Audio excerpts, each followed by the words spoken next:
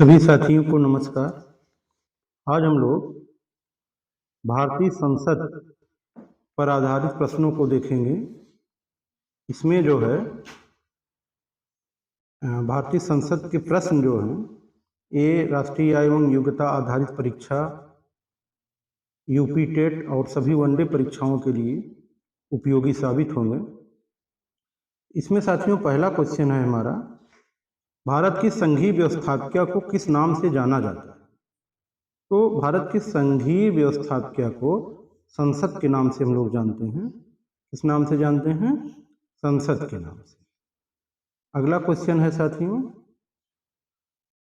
संसद का अस्थाई सदन।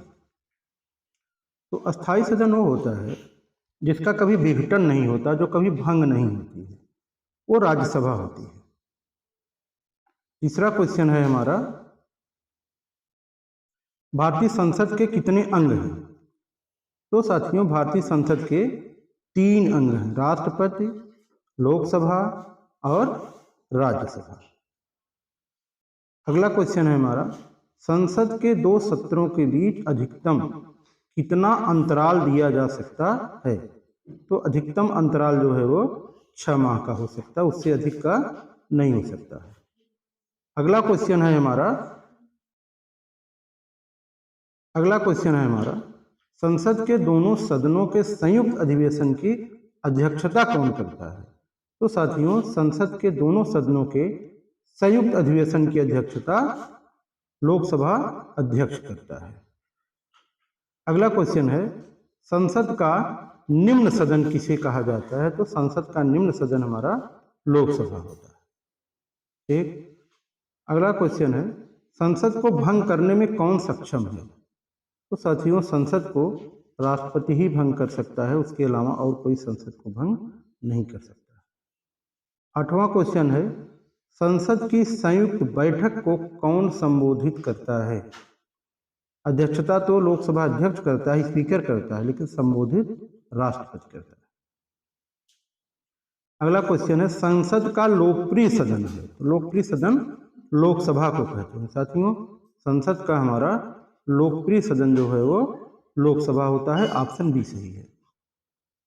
अगला क्वेश्चन है, सांसदों के वेतन का निर्णय कौन करता है? तो सांसदों के वेतन का निर्णय जो है वो संसद ही करती है।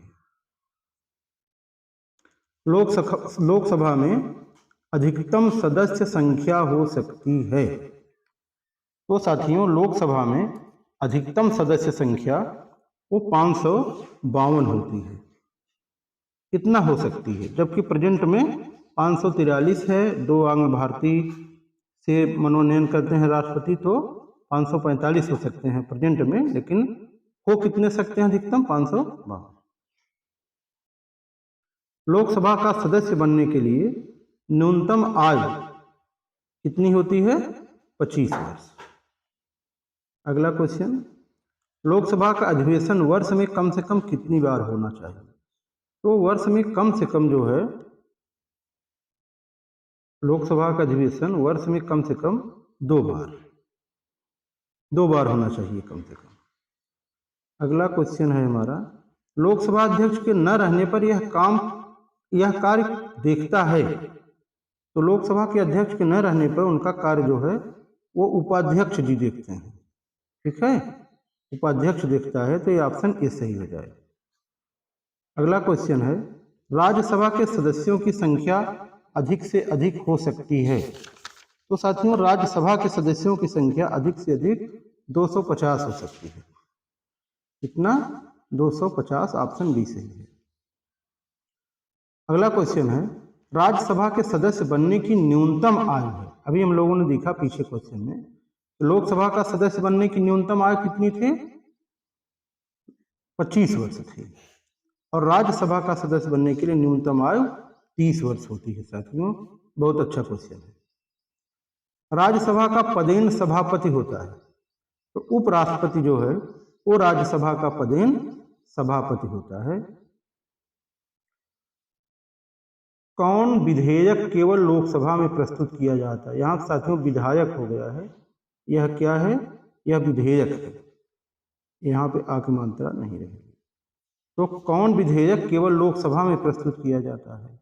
वो धन विधेयक, ये केवल लोकसभा में प्रस्तुत होता है, राज्यसभा में इस पर केवल चर्चा होती है।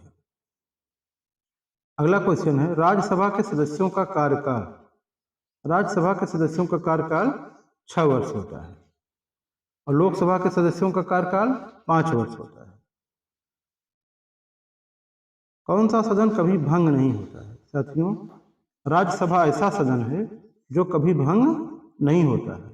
इसके सदस्यों का कार्यकाल यद्यपि 6 वर्ष होता है, 1/3 सदस्य हर 2 वर्ष बाद अवकाश ग्रहण कर लेते हैं, उनके स्थान पे नए सदस्य चुन करके आते हैं, इसीलिए इसको अस्थायी सदन कहा जाता है, ये कभी भंग नहीं होता।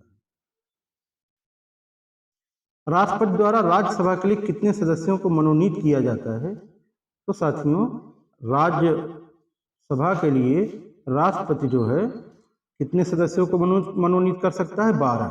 12 सदस्य जो होते हैं वो मनोनीत होते हैं। किन क्षेत्रों से? वो साहित्य, वैज्ञानिक हों, साहित्यकार हों, कलाकार हों, समाज सेवी हों। इधर खेल से भी अब दिया जाने लगा है। तो ये रहे 20 बहुत अच्छे प्रश्न संसद से थे, इसको आप भली बात तैयार करिए। ये प्रश्न बार बार परीक्षाओं में रिपीट किए जाते हैं।